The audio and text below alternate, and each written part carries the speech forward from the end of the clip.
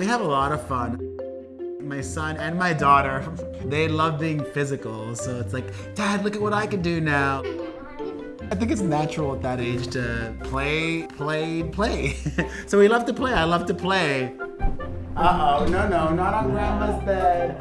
I mean, I also definitely am a strict disciplinarian and I believe in structure. You know, there's a bedtime, we stick to bedtime. There's nap time, we always have that. I mean, I think I'm a freaking normal dad. Maybe what I do for a living isn't as normal. I would tell my kids I'm an entertainer because I do many different things. I'm a blogger, I do radio, I do TV. I'm doing a lot of acting these days. I'm, the court jester of the modern age. I think people were surprised that I had a child in the first place back in 2013 when my son was born. I was a trending topic on Twitter for 24 hours. People were like, oh, he had a baby, what? I think people didn't really know the real me. And the real me has always loved children. I'm a big child at heart. And I've always wanted to have kids. In 2011, 2 years before my son was born, I wrote a children's book. And I dedicated it to my future children. Hope to see you soon. And here they are. Do you know what we're doing for Christmas?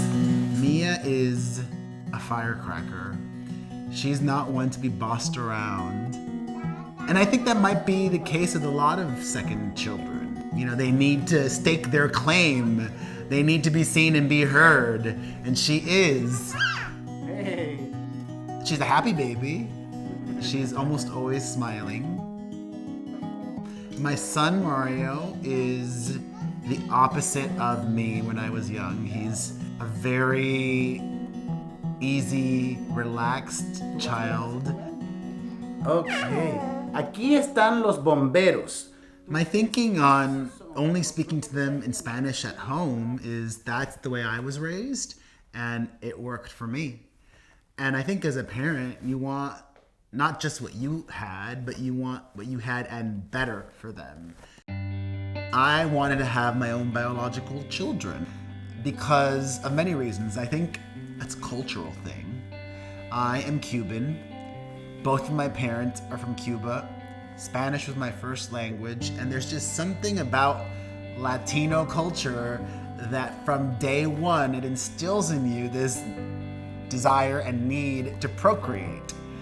And I've always felt that, like I need to have my own children. And I think also when my dad passed away when I was a teenager, I think I wanted to have children so that a piece of him could live on as well.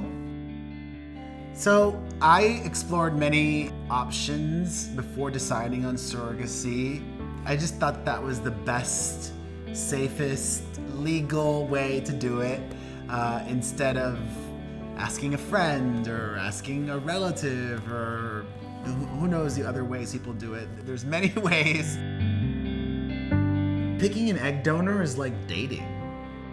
When I heard my egg donor speak, the reason I chose her was, visually, I thought she was beautiful, but more so, like, spiritually, I thought she was beautiful. Like, she just seemed so nice. And that resonated with me. My sister and my mom make fun of me. They're like, nice isn't genetic. I was like, how do you know? And also in the future, when my kids ask me this question, which I'm sure they will, I could give them the honest answer. She was really nice. She seemed really nice. Creo que lo dejaste en la casa. I think subconsciously I wanted to have children of my own because of the sad reality of the statistics. Most relationships end in divorce or breaking up. So I didn't want to have to ever worry about splitting custody with somebody. 4 days here, 3 days there. Now, if I'm so lucky as to have a partner, there's this understanding. These are my kids. If I introduce you to them, it's because you're somebody really special and I would like to share my life with you.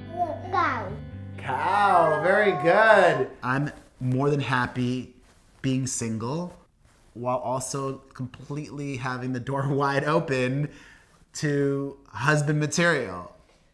And even saying that, I'm also open to having fun too. And what sound does the horse make? I think it's important to be honest with your kids always. And I've already been honest with my children. They already know that their family is different. I remind him, and I will his sister when she's older, that his family is different. And different is awesome.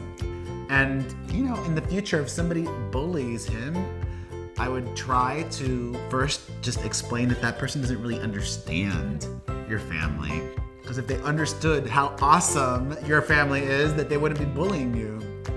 And if that doesn't work, then I think it's important to also teach children that you have to stand up for yourself. You need to hold your ground.